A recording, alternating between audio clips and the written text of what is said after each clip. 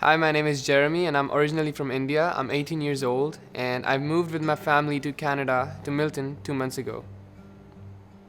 I was raised with my elder brother, and my mom and my dad, and we were like a typical Hindu family in India, which is like the most common religion of India. And I was always surrounded by cultural music and like a normal teenager kid, like Netflix and chill. And I was really a lot into sports. I would love watching sports, Kobe Bryant, and trying out what he would do and stuff. And just another normal teenager life, just like that. In my late teens, I developed a passion for music.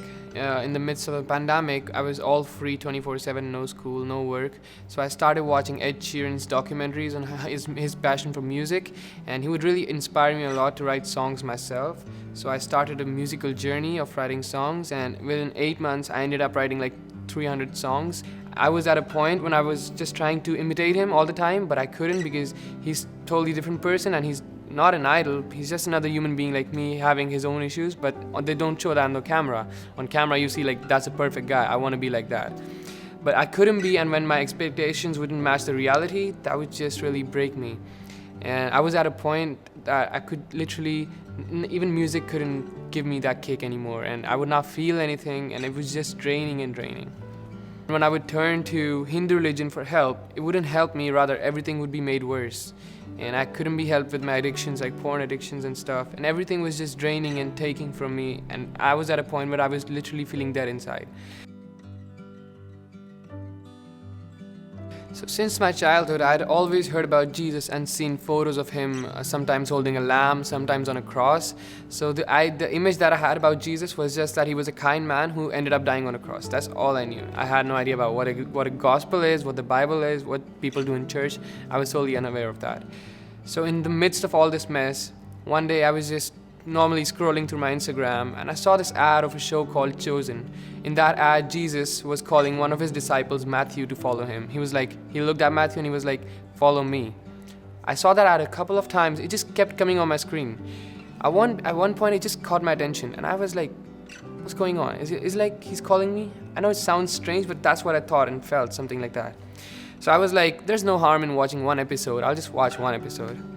After watching 3 to 4 episodes, it was around the scene when Jesus did the miracle of the fish with Peter, when so many fishes came out of nowhere, and Peter confessed that, "I depart from me, I'm a sinful man," something like that.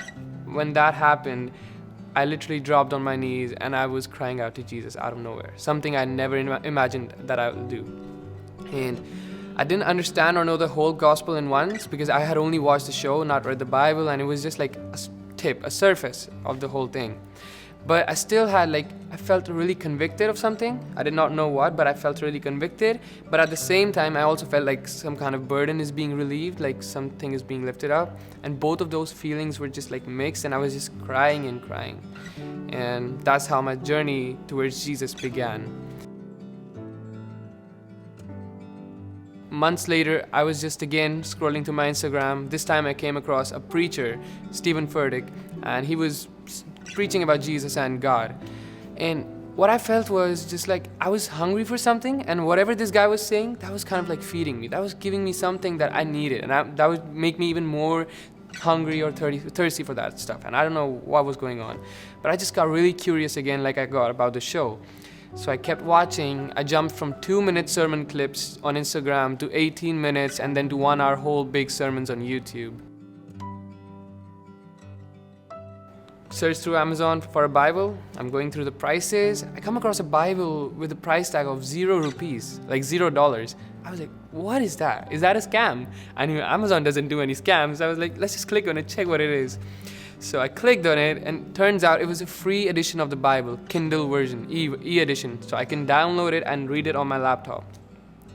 I was so happy that day. For me, it was a miracle because God was just like providing me where I was. I wasn't even searching for him, but he was just coming through me, and that too through platforms like Instagram or YouTube, which are usually considered to be bad for teenagers and addictive and stuff. I was just in my normal daily stuff, and God was just calling me out of nowhere.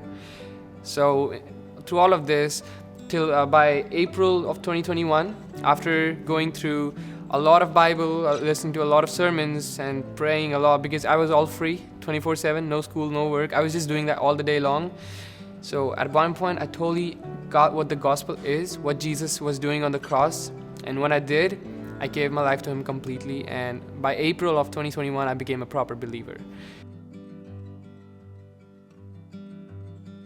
When I had started reading the Bible and properly believing in Jesus and giving my life to him, there were some realizations and some learnings that I was getting, like because I was raised up in a Hindu family, so my things were really not in line with the Bible. So I really had to keep changing every day and having convictions, and in the midst of the convictions which would make me feel guilty, I had to still keep trusting God that what he has done is enough, and I'm still saved. Because that is something that I was really worried about all the time, because every time I would realize that I'm doing something wrong, it would just like hurt me a lot. Like, what am I doing? Why am I doing this?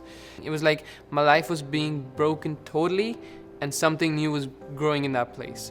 I had to take music and I had to leave it for some time. Actually, I left music for like 3 months. No guitar, no singing, nothing, not even listening to music, because I was idolizing music. So months later I started again, but this time like in a different perspective, like not for worshiping music, but like using music to worship God. I also had to leave. I had to stay away from many rituals and festivals that would be in my house, because I was a Hindu family. So even with my friends, I had to say no to some of the things they would ask me to do, and I would have to say no to my family when they would ask me to sit with them in their rituals. When I started saying no in that way, that really offended everybody, and I could feel there's a tension now being built between us, and they could also feel it, and sometimes they felt like I was betraying them, that we raised this guy in this way and this is his family, this is his land, how can he do this to us and stuff. But as I kept going in my faith, the Bible was also teaching me how I am supposed to honor my parents and how I'm supposed to love my family and actually honor them. So without me and my family realizing, I was actually being trained to love them even better than I used to, because I would see examples of other people who would fight with their parents in verbally, and some even physically, and they would really be harsh with their families. But God just put something in my heart which would, keep me from doing any of that stuff, and it was changing me. After some time, there was like a reconciliation between me and my family, and they started realizing that this is actually helping him be a better person and actually honor us in better ways. I might not be with their festivals and stuff, but in the rest of the stuff, I was obeying them more, I was honoring them more, and I would not argue or fight as much as I used to. And slowly, my family started liking my faith as well. And now there's like a restoration between us. The tension that was there, it's not there anymore like that. Sometimes it's like just a little bit, but like they're getting closer now, and it's like a reconciliation. And I'm really thankful to God for such amazing parents who allow me to do this, because for them it is like, in India it is a very big thing that if you become a Christian and leave your own culture and stuff. But I'm grateful for parents which I have who are now very supportive of it, and they even came to church to support me many times actually, and they've just been really helping me a lot. So now there is a restoration between us, and I am thankful for that.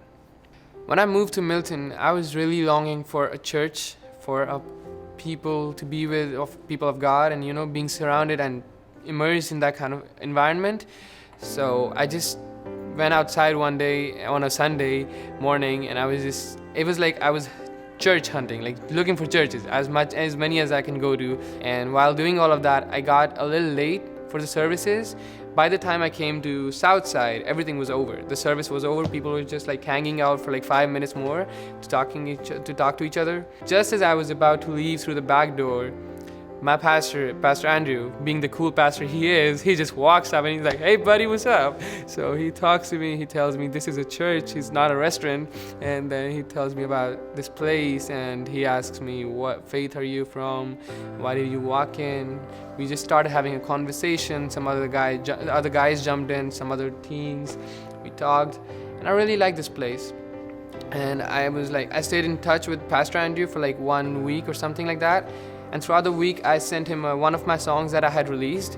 He was like, "That's cool. So like, can you please perform that song here on a worship night that we're having, because that would really honor God. I was like, I'm down for it. So I come on Friday or Saturday or something like that, and it was amazing worship night. There was a really amazing group of a band, and they were doing amazing worship, and I had the chance of being a part of it and doing that song and honor God. And from that day, like, I met many people like Gabriel and many other friends and people and families, Rachel, and they would all just feel like family, and they would help me and support me. So I was like, I'm gonna stay here and I'm gonna keep going to this church.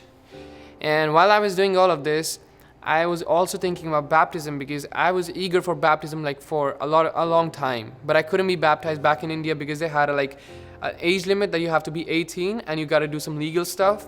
And I had only turned 18, and as soon as I turned 18, I moved to Milton, so I didn't have the time to be baptized there. I'm waiting for it. I want it. I just want it. Let's just do it. So I decided to get a baptism, and thank God I'm getting it now.